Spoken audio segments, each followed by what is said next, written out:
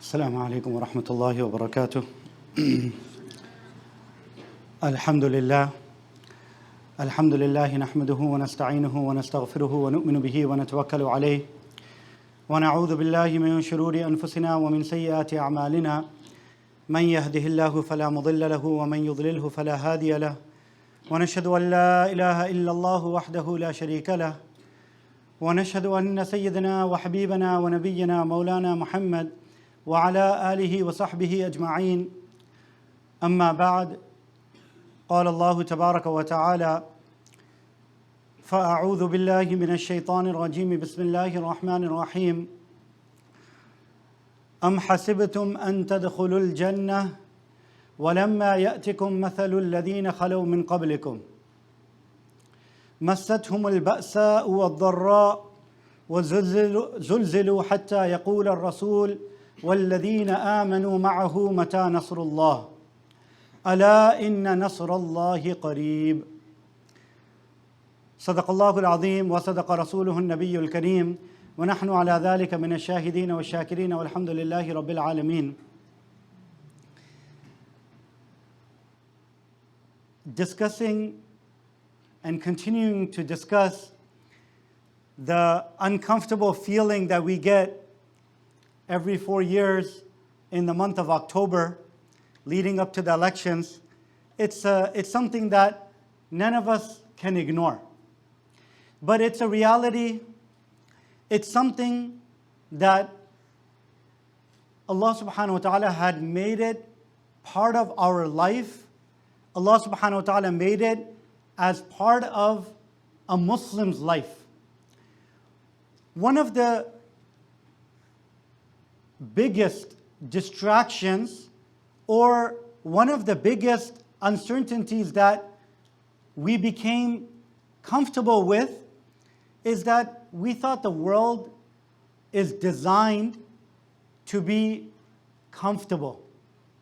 It's a place where if we have a very secure job, if we have a comfortable home, and we have additional sources of income, so now everything is okay in the world, and there's going to be no more uncertainties or no more disturbances throughout our life.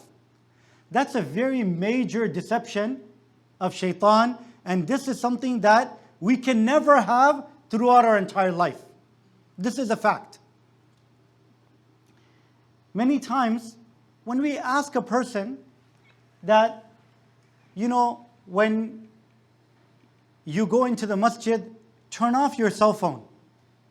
Immediately, any person asking us that, we will say, brother, I cannot turn it off because, my family is alone at home, my business, the employees can call anytime, or my boss can call me, I'm a physician, the hospital can call me, people's life is at stake. But the reality is, what if Allah subhanahu wa ta'ala decides to end our life today? We would not even have the opportunity to answer any of those calls.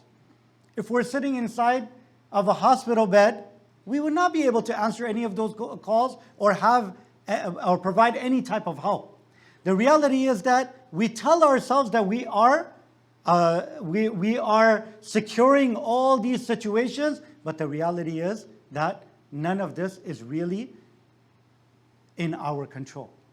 If we just study the lives of the Anbiya alayhim salam, from Adam alayhi salam all the way till Rasulullah sallallahu alayhi wasallam, including Rasulullah sallallahu alayhi wasallam, we would see from the beginning of their lives all the way until they pass away, nothing was for certain. It was never that they were ever comfortable enough to say, we will not be tested by Allah subhanahu wa ta'ala, and this is something that now we will not have to worry about anything else in this world disturbing our routine. Never.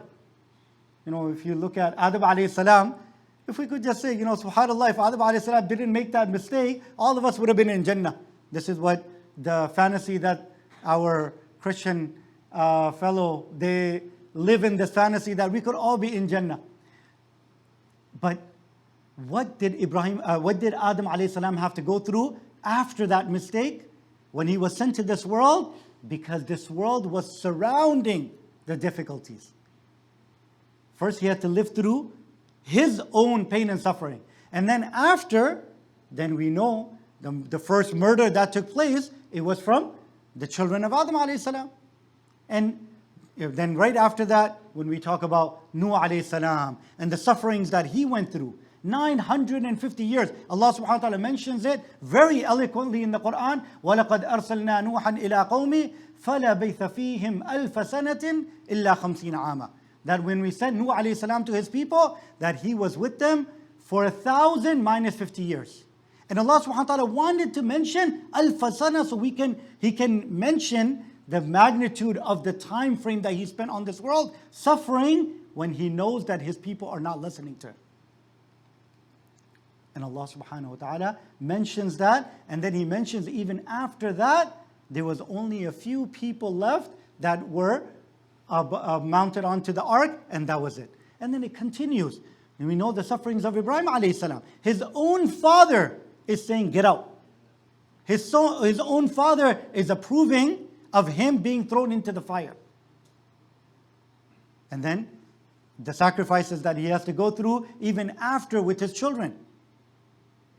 And this continues. Allah subhanahu wa ta'ala, after he was tested with Ismail alayhi salam, that Allah subhanahu wa ta'ala asked to put a knife onto his son's throat.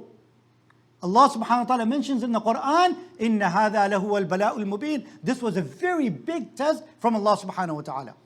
Today, we think that waking up our children for Salat al-Fajr is too great of a discomfort for them because they're in school. They would not be able to concentrate in school because they're waking up too early. If we make our children fast during the month of Ramadan, when it's summer and it's too hot, or they have school, or they have other responsibilities, it's too difficult for them. But subhanAllah, Allah subhanahu wa ta'ala asked Ibrahim alayhi salam to take a knife and put it to his son's throat. These were the trials and tribulations of our Anbiya alayhim salam. These are Anbiya alayhi salam from before. If we can just examine the trials of Rasulullah sallallahu alayhi wasallam, from the time he received his prophethood till the time he passed away. 23 years. Such a short life. But subhanallah, the first 13 years, we know what he went through. His own people, his own family, his own clan. The people who gave him the title of As-Sadiq Al-Amin. The people that Rasulullah sallallahu alayhi wasallam got the title that he is the most truthful, he is the most trustworthy. And when he brings the message of Islam, they said, we don't know what you're talking about. The same people who gave him the title, they now are calling him kadhab, calling him sha'ir, and calling him majnoon, as it is quoted in the Quran by Allah subhanahu wa ta'ala. The same people. If we were to just examine the death in the time of during the life of Rasulullah sallallahu alaihi wasallam, we know as a child he lost his father before even being born. Being born as an orphan, he buried his mother at the age of 6, and then soon after his grandfather, and then after he receives his prophethood, there was in the seerah of Rasulullah sallallahu alaihi wasallam, there is a year called Aam al-Huzn. Aam al-Huzn, the year of grief. And the reason why this year is called the year of grief, because when Rasulullah sallallahu alaihi wasallam was in that 1 year, it was as if it was a difficult time for him because he lost 2 key members of his family. One was his uncle, Abu Talib, and the second one his beloved wife, Khadija radiallahu ta'ala anha, who was the mother of all his children. All his adult children, the 4 daughters of Rasulullah sallallahu alaihi wasallam, they all came from his wife Khadija radiallahu ta'ala anha. He lost both of them in 1 year. Subhanallah. It was a very tough year for Rasulullah sallallahu alaihi wasallam. This is just a death. Not only that, he had 4 daughters. Out of the 4 daughters of Rasulullah sallallahu alaihi wasallam, 3 of them he buried in his lifetime. We find it so difficult to bury a grandmother, to bury a grandfather, to bury a father or a mother. We find it so difficult that if that happens in our lifetime, it feels like the world has shrunk. It feels that we lost the biggest support of our life. But Rasulullah sallallahu alaihi wasallam, he buried 3 of his daughters with his own hands. And then a time comes, Rasulullah sallallahu alaihi wasallam is very ill. He's about to pass away. The only daughter left is his beloved daughter, the most beloved daughter to Rasulullah sallallahu alaihi wasallam, Fatima radiyallahu ta'ala anha. She comes to visit Rasulullah sallallahu alaihi wasallam. Rasulullah sallallahu alaihi wasallam, he whispers in her ear and she starts crying. Then he whispers again in her ear, she starts smiling. Subhanallah. What is the secret from the most beloved father to the most beloved daughter? Radiyallahu ta'ala anha. Later on, she tells us that he told me that, if this sickness seems like this is my last illness and I would be departing from this world. So she started weeping, she started crying. And then he tells her in her ear that you are going to be the first one out of my family that is going to join me. Subhanallah. You're going to be the first one in my family that's going to join me. So she started smiling, and 6 months later, after Rasulullah sallallahu alaihi wasallam departed from this world, Fatima radiyallahu ta'ala anha was also, she also passed away, and she departed from this world. Subhanallah. This was just the death in the family of Rasulullah sallallahu alaihi wasallam. Let alone all the sufferings that he went through with the Sahaba ridwanullahi ta'ala alayhim ajma'in. Imagine from the time that he is receiving prophethood, and then Rasulullah sallallahu alaihi wasallam goes through Makkah, the Meccan era, and then after that it gets to a point where Rasulullah sallallahu alaihi wasallam is told by Allah subhanahu wa ta'ala that you have to now finish your chapter in Makkah and now move to Medina. And subhanallah, normally the migration is such that after migration, usually a person finds some type of peace. And now we can go back to and say that, this is this would be the start of a peaceful era. But subhanallah, Allah subhanahu wa ta'ala did not want us to ever be comfortable in this world. After the Sahaba and Rasulullah sallallahu alaihi wasallam moved to Madinatul Munawwara, the Ghazwa Badr, the Battle of Badr took place in the second Hijrah, the second Hijri, the second year after migration. And then 1 year after that, it was the Battle of Uhud. And it continued. It didn't end. And subhanallah, it was not even just a time where the Sahaba felt that, okay, there was a difficult time and then it ended. Every single day, every single year, they're going through this phase where they do not know when they're going to be attacked. They do not know when it's going to be their last day in this world. Subhanallah, even if we look at the battle after battle after battle.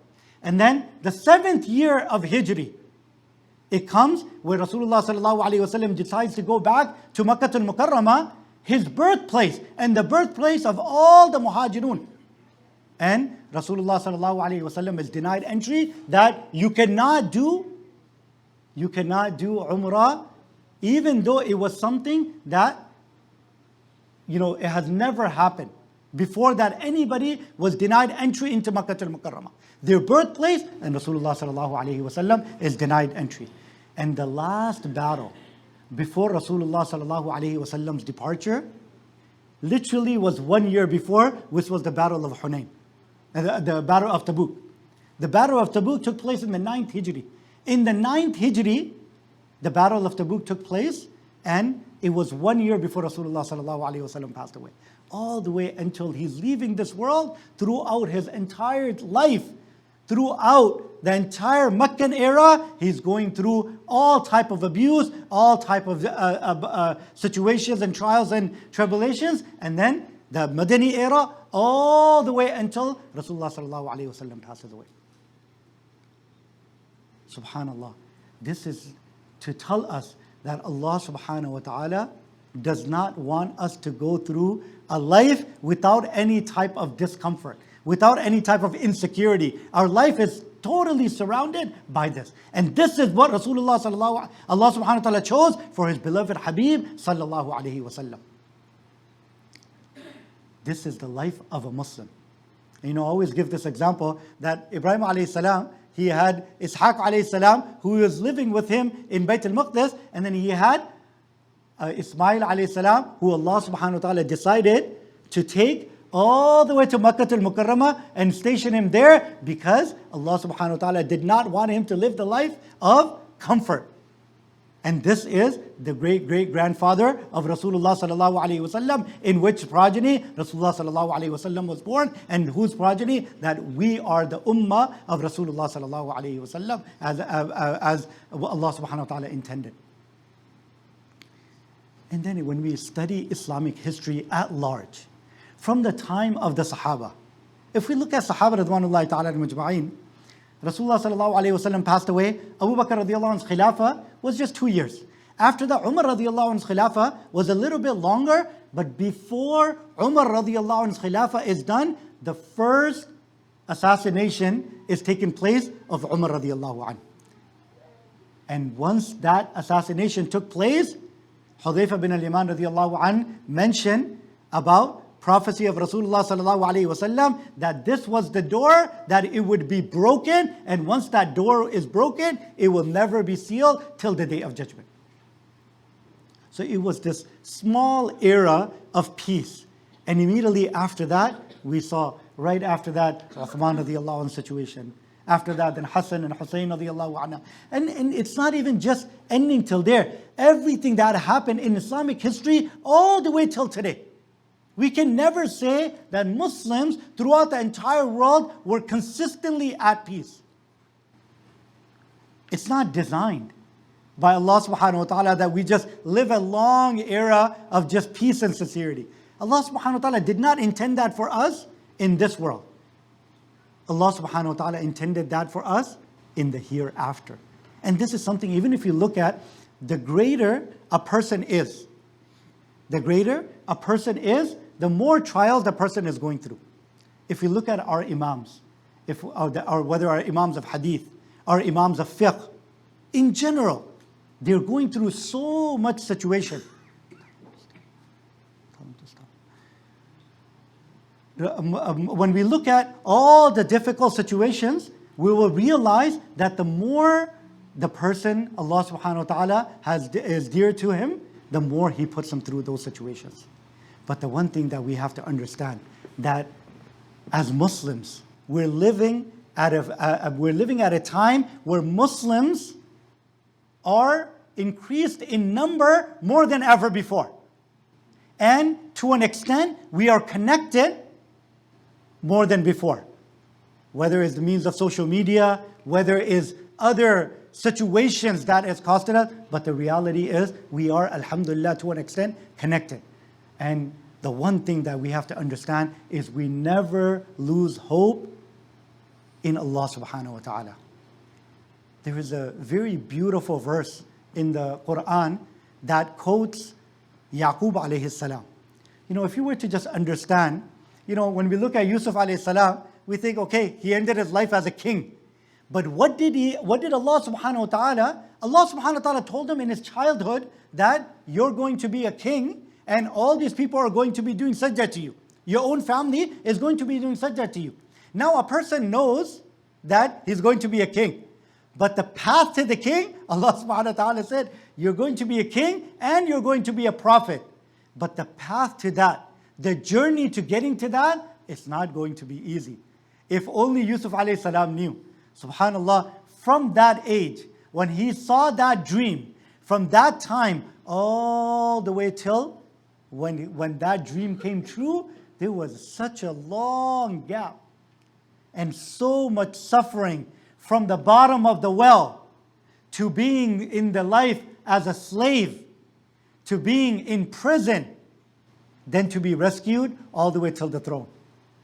that entire journey that it took place, subhanAllah, Allah subhanahu wa ta'ala draws out the entire surah of Surah Yusuf in chronological order. Normally, any story mentioned in the Quran, it is not in the chronological order. Very rarely you'll find that. Allah subhanahu wa ta'ala, when He narrated the story of Yusuf alayhi salam, He mentioned it, Ahsanul Qasas, the most beautiful story, and He mentioned it in the chronological order from the time he saw the dream and everything that took place all the way, and the surah ends. The last few verses, the last few pages is mainly about when he actually takes the throne.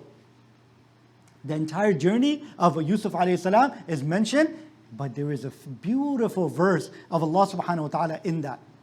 When the brothers went to Yusuf alayhi salam and they asked for the ration, and then they were given that, and then he mentioned, bring your brother. We know the famous story when the brother is now taken by Yusuf alayhi salam, and both brothers are united, and Yusuf alayhi salam says, just go back and you're not getting your brother. At that time, those brothers go back and they go to Yaqub alayhi salam and they say, we lost your son, your first son when he was a kid, now we lost your second son. Now at that moment, if we can just stop to just think about what is going through the mind of Yaqub alayhi salam.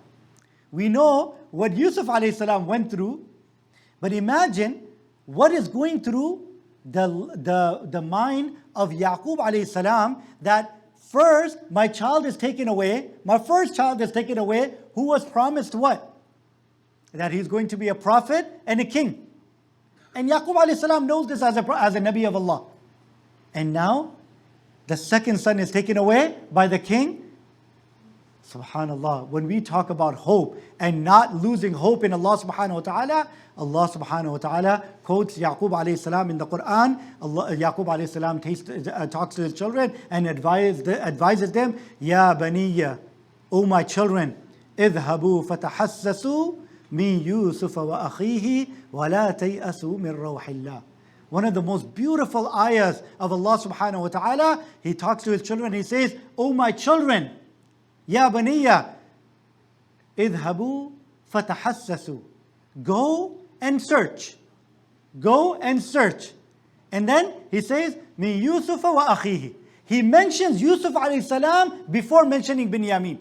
He says, go and search for Yusuf alayhi salam and his brother.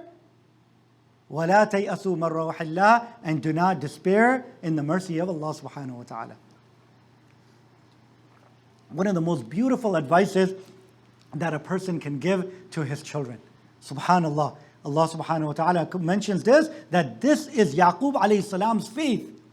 After so many years, Yusuf alayhi salam is taken from him when he was a child. And now whatever he went through. But even at that time, Allah subhanahu wa ta'ala mentions in the Quran that his eyesight was finished because of the excessive crying over Yusuf alayhi salam. That's how long it's been. But even at that time, his advice to his children, Ya bani yadhabu fatahassasu min Yusufa wa akhihi wa la tayasu min rawhillah. And it doesn't end there. Do not despair in the mercy of Allah subhanahu wa ta'ala. Immediately after that, Yaqub alayhi salam says, إِنَّهُ لَا يَيْأَسُ مِنْ رَوْحِ اللَّهِ إِلَّا الْقَوْمُ الْكَافِرُونَ. That the only people who despair in the mercy of Allah subhanahu wa ta'ala are non-believers. If you are a believer, if your heart beats, أشهد أن لا إله إلا الله وأشهد أن محمد رسول الله, you cannot lose hope in the mercy of Allah subhanahu wa ta'ala. Regardless of how bad our situation might become, regardless of how our certain future might be, we have our Allah. We have our Allah. This is a reality. A believer never loses hope in Allah subhanahu wa ta'ala. Subhanallah, moving into this hope of Allah subhanahu wa ta'ala. The Sahaba Ridwanullahi ta'ala and Majma'een, they faced a very brutal battle, which was the Battle of Badr. As we know, there were only 313 men. Only 313 men. They barely had any rides, they barely had any weapons, nothing. But Allah subhanahu wa ta'ala gave them a very clear victory. And alhamdulillah, because of that, they had gained some confidence and some comfort to say that now we can overcome anything. And Allah subhanahu wa ta'ala recognized that comfort level. In the battle of Uhud, the tides turned.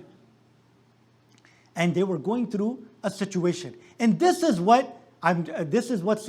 something that we need to understand as a believer, that it's never a win situation.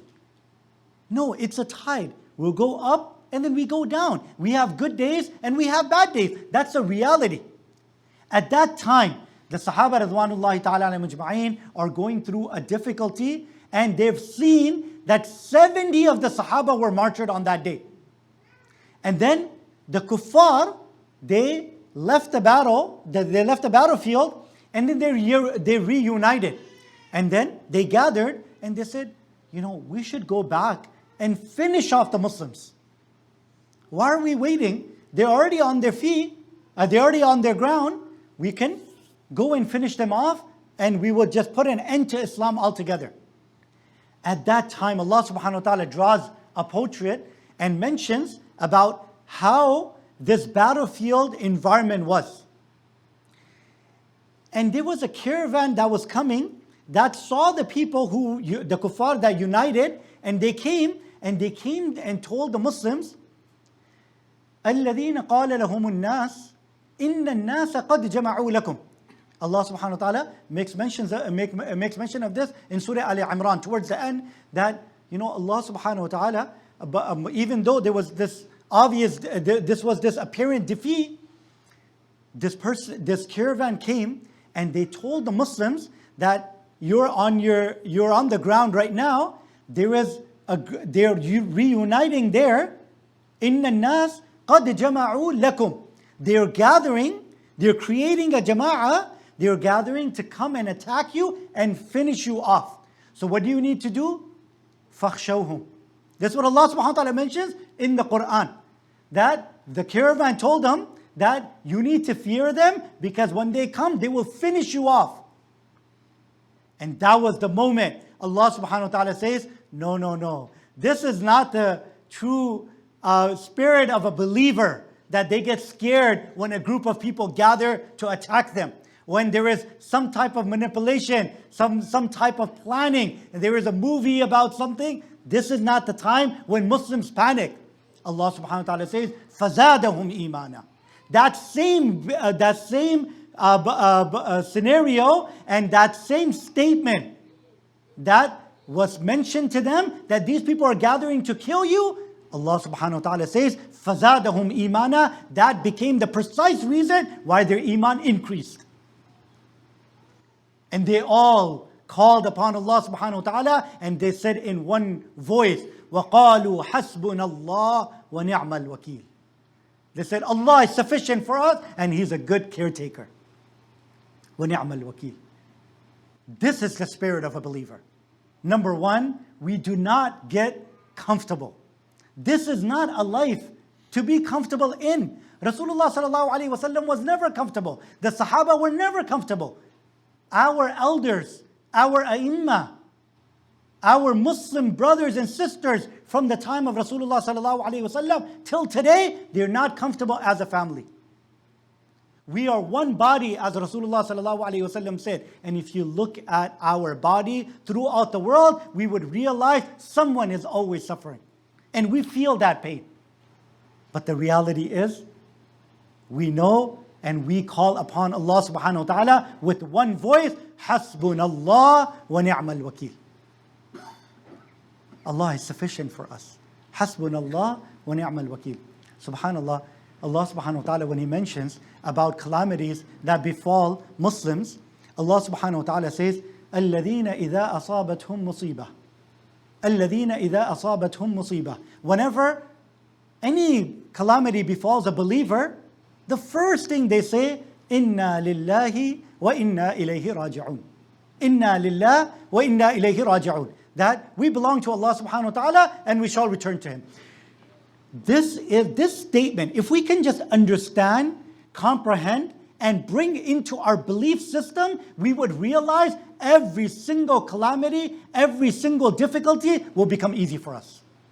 If we can just let ourselves know, that whatever I went through in this life, whatever difficulty I'm going through, it could be a loss of a loved one. It could be loss of a job. It could be a business suffering. It could be life, it could be a divorce. It could be a life of a child. It could be sickness. We could be battling anything in our life. The reality is, if we could just tell ourselves, Inna lillahi wa inna ilayhi raji'un, everything becomes easy. One of the hikmah, Rasulullah sallallahu alayhi wa sallam says, Haqqul muslimi ala al-muslimi khams. There are 5 rights of a believer. Each and every single one of us has a right that we must give to others, and others must give to us as one united family of the ummah of Rasulullah sallallahu alayhi wa sallam. Out of all 5 of those, one of them is ittiba'ul janaiz. Ittiba'ul janaiz. That you must follow a person who has passed away and go and bury him or her. Subhanallah. If we can just understand the hikmah behind this. Imagine if this was one sunnah, one right for a believing man or a woman that we started exercising every single time we go to the cemetery. We would realize when we are putting the dirt into the grave, one day we will be laying there. And what is the main lesson? What is the one thing that Rasulullah sallallahu alaihi wasallam prescribed when we are putting this dirt into the grave? منها خلقناكم وفيها نعيدكم ومنها نخرجكم تارة أخرى. That when you're putting this dirt, put three fistful of dirt, 3 handful of dirt, and the first one is to recognize where we come from. If we can just understand where we come from, many times when the scholars, a lot of our scholars mention this, they said, whenever a person is dealing with any kind of ego situation, any type of pride, any type of kibr, any time that a person is feeling too big of himself, the first thing he needs to just recognize is minha khalaqnakum. Where did we come from? There was a time where we were nothing. And then we have to focus on what's going to come back after it. وَفِيهَا نُعِيدُكُمْ. And we're going to go right back into that dirt. Regardless of how successful we are, regardless of how much money we made, regardless of what we have done, we cannot take anything. Even if we were to write in our will that, when I die, make sure you bury me in a swoop. The funeral director, the Muslim funeral director will tell you, I'm sorry, but you have to strip all of this, and we're going to give you 2 pieces of cloth, 3 pieces of cloth, 5 pieces of cloth that cannot even be sewn. And that's the only thing. Somebody says, just put something beside me. Put a Quran beside me. I say, no, we cannot put anything in your qabr. That's a fact. And this is something that we have to understand. That when we are connecting ourselves to Allah subhanahu wa ta'ala, and we tell ourselves, Inna lillahi wa inna ilayhi raji'un. We belong to Allah regardless of what we are going through, regardless of what's happening throughout the entire world, regardless of what's going to happen with us, our brothers, our sisters, our families, our communities, our nation, our ummah. As a whole, we realize, Inna lillahi wa inna ilayhi raji'un, minha khalaqnakum wa fiha nu'idukum wa minha nukhrijukum taratan ukhra. Allah subhanahu wa ta'ala says that you are going to go back into this grave, and when you come out of this grave, Allah subhanahu wa ta'ala will be the one receiving us. We are built differently. Our concept, everything that we do is completely different. Everything that we do is completely different. When the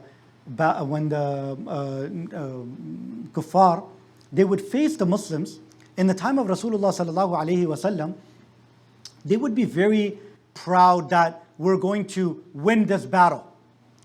And the Sahaba going into the battlefield, they had a complete different vision of this. They used to go into the battlefield with this concept that Allah subhanahu wa ta'ala mentions in Surah At-Tawbah, قُلْ لَن يُصِيبَنَا إِلَّا مَا كَتَبَ اللَّهُ لَنَا. They used to go in and they used to say, nothing can ever reach us إِلَّا مَا كَتَبَ اللَّهُ لَنَا, except for what Allah subhanahu wa ta'ala has destined for us. That's a fact. If somebody was to tell us today that we're going to hurt you, our concept is that you cannot do anything. And if you're able to do anything, it's because Allah wants you to do it. And in that case, Allah wants that to happen to me. Then the concept changes. Our perspective is completely different. And when our perspective changes, then it does not even matter anymore. You know, sometimes when our boss tells us, you know, you have to take these 50 bricks inside, you know, 50 heavy containers inside. And you're thinking, you know, how am I going to, you know, lift this? And the whole time we're cursing our boss that, you know, why do I have to lift this? We have to take the groceries inside. Our kids don't come to help us. And the whole time I'm going to find this kid. I'm going to take care of it. But the perspective is that other people are supposed to be helping me. They're not helping me. But imagine a person says, you know, Alhamdulillah, today I got an opportunity to lift all these boxes. I don't have to waste my time going to the gym today. I'm going to take care of this right now. My daily workout is done. If we just change our perspective, everything changes. You know, when a person is laying in the gym and now he's lifting this heavy bar, it's so heavy, he can barely lift it. It's almost like, you know, tearing about it. But he's telling himself, one more. You know, if we're lifting the same boxes, it's the same concept, but the perspective is different. You know, it's so hard for us to go to the masjid, but the Sahaba Radwanullahi ta'ala al-Majma'in, they used to tell themselves, 2 more rak'ahs, 2 more rak'ahs, 2 more rak'ahs. I could do 2 more. Rasulullah sallallahu alayhi wa sallam is standing in tahajjud in his later part of his life. He's so old that he cannot stand, yet he's standing for so long that his feet are swelling. And he's telling himself that I could still do it. I got it in me. Subhanallah.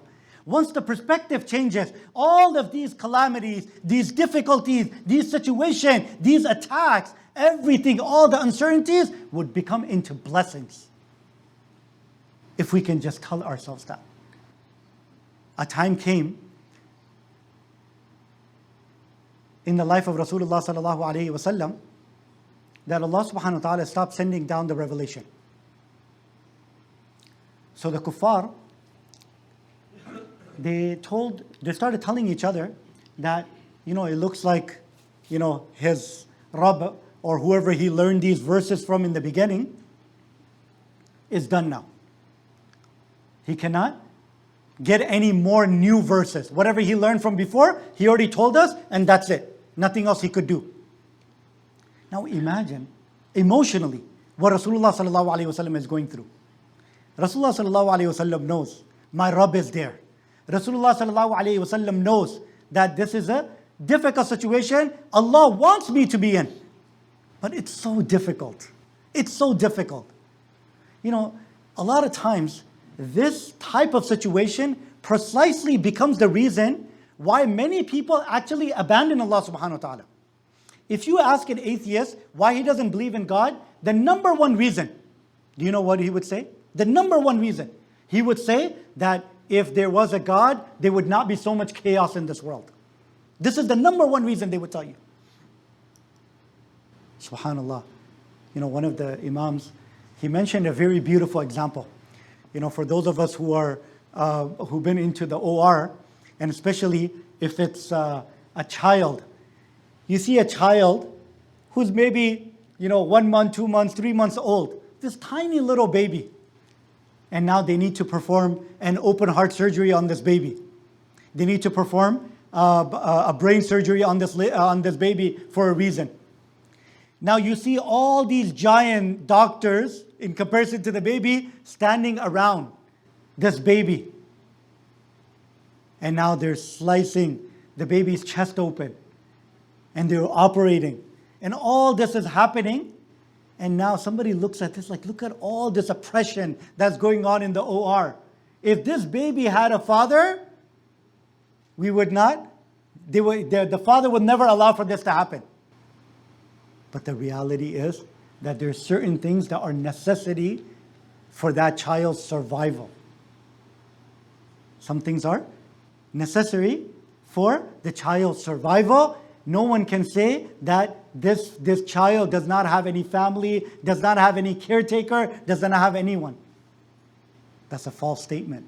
Similarly, whatever Allah subhanahu wa ta'ala allows it to happen in this world is allowing it to happen for a reason. Allah subhanahu wa ta'ala did not abandon us. This is what Rasulullah sallallahu alayhi wa sallam was told after this era, this time, that there was no revelation. After that, Allah subhanahu wa ta'ala reveals the ayahs, وَالضُّحَى وَاللَّيْلِ إِذَا سَجَى مَا وَدَّعَكَ رَبُّكَ وَمَا قَلَى وَلَلْآخِرَةُ خَيْرٌ لَكَ مِنَ الْأُولَى وَلَسَوْفَ يُعْطِيكَ رَبُّكَ فَتَرْضَى أَلَمْ يَجِدْكَ يَتِيمًا فَآوَى ووجدك ضالا فهدى ووجدك عائلا فأغنى فأما اليتيم فلا تقهر وأما السائل فلا تنهر وأما بنعمة ربك فحدث. Allah subhanahu wa ta'ala reveals these ayahs as a source of comfort. And then it doesn't just end with this surah, even the one after, أَلَمْ نَشْرَحْ لَكَ صَدْرَكَ وَوَضَعْنَا عَنْكَ وِزْرَكَ الَّذِي أَنْقَضَ ظَهْرَكَ وَرَفَعْنَا لَكَ ذِكْرَكَ فَإِنَّ مَعَ الْعُسْرِ يُسْرًا إِنَّ مَعَ الْعُسْرِ يُسْرًا فَإِذَا فَرَغْتَ فَانْصَبْ وَإِلَىٰ رَبِّكَ فَارْغَب. Beautiful, beautiful ayahs. May Allah subhanahu wa ta'ala give us the ability to truly understand and to truly go through the tafasir of these ayahs. Beautiful ayahs. I'm only going to translate one ayah from here, which is مَا وَدَّعَكَ رَبُّكَ وَمَا قَلَى. Allah subhanahu wa ta'ala did not leave you, and Allah subhanahu wa ta'ala did not abandon you. This was the message to Rasulullah sallallahu alaihi wasallam when he was feeling uncomfortable, when he was feeling a little bit of unease.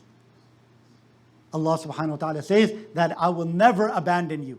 I take an oath upon different things, وَالضُّحَى وَاللَّيْلِ إِذَا سَجَى, the day and the night, that I will never abandon you. And then Allah subhanahu wa ta'ala in the next surah, in Surah Al-Inshirah, He mentioned فَإِنَّ مَعَ الْعُسْرِ يُسْرًا إِنَّ مَعَ الْعُسْرِ يُسْرًا. He mentioned it twice, that with every difficulty there is ease, with every calamity there is ease. May Allah subhanahu wa ta'ala truly give us the ability to understand. Inshallah, I'll end with this beautiful hadith of Rasulullah sallallahu alayhi wa sallam, where Rasulullah sallallahu alayhi wa sallam says, this hadith is in Bukhari and Muslim, that ذَاقَ طَعْمَ الْإِيمَانِ. A person has tasted the sweetness of Iman if he does this. What is that? Rasulullah sallallahu alayhi wa sallam says, Man radiya billahi rabba wa bil islami dina wa bi Muhammadan sallallahu alayhi wa sallam rasulan wa nabiyya. That we can truly taste the sweetness of Iman. We can taste our Iman and we can really bring it into our life and we can survive anything as long as we have three things embedded inside of us. Number one, what Rasulullah sallallahu alayhi wa sallam says, Raditu billahi rabba. That I am happy and content and satisfied that Allah is my Rabb. Wabil Islami Dina, and Islam is the way of my life. And number three, Wabi Muhammadin sallallahu alayhi wa sallam Rasulan wa Nabiyya, and Rasulullah sallallahu alayhi wa sallam is a messenger of Allah subhanahu wa ta'ala that I accept as my messenger. If we can just, through every difficulty, through every calamity in this modern era of difficulty and fitna-filled world and so much uncertainty, if we can just tell ourselves that we have such a merciful Rabb, Allah subhanahu wa ta'ala, and we have such a beautiful deen of Islam, and we have such a merciful, such a kind, and such a caring Nabi, Rasulullah sallallahu alayhi wa sallam, we would be able to overcome any type of difficulty, any type of situation, any type of calamity, any type of uncertainty, until we meet Rasulullah sallallahu alayhi wa sallam. As Rasulullah sallallahu alayhi wa sallam mentioned, حَتَّى تَلْقَوْنِي بِالْحَوْضِ, until you meet me on the Hawd al-Kawthar. Once you meet me there, have sabr. فَاصْبِرُوا حَتَّى تَلْقَوْنِي بِالْحَوْضِ. Have sabr until you meet me on al-Hawd. When Allah subhanahu wa ta'ala would allow us to go meet Rasulullah sallallahu alayhi wa sallam and say, Ya Rasulullah, we survived.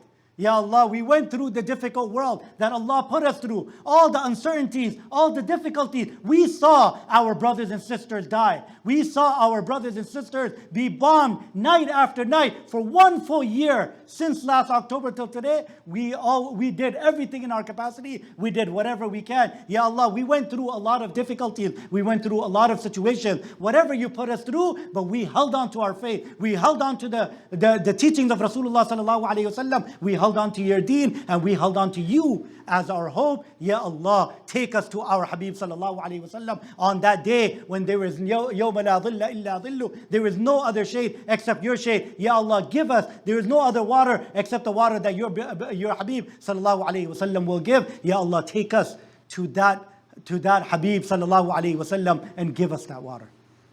May Allah subhanahu wa ta'ala give us the ability to hold on to our faith. May Allah subhanahu wa ta'ala give us the ability to hold on to our deen. May Allah subhanahu wa ta'ala give us the ability to hold on to the teachings of our Habib sallallahu alayhi wa sallam. May Allah subhanahu wa ta'ala continue to gather us in blessed gatherings like this for the sake of Islamic gathering, reviving our Islamic spirit. May Allah subhanahu wa ta'ala give us the ability to gather just like this in the company of Rasulullah sallallahu alayhi wa sallam in the hereafter. Subhanallah wa bihamdihi. سبحانك اللهم وبحمدك نشهد أن لا إله إلا أنت نستغفرك اللهم ونتوب إليك.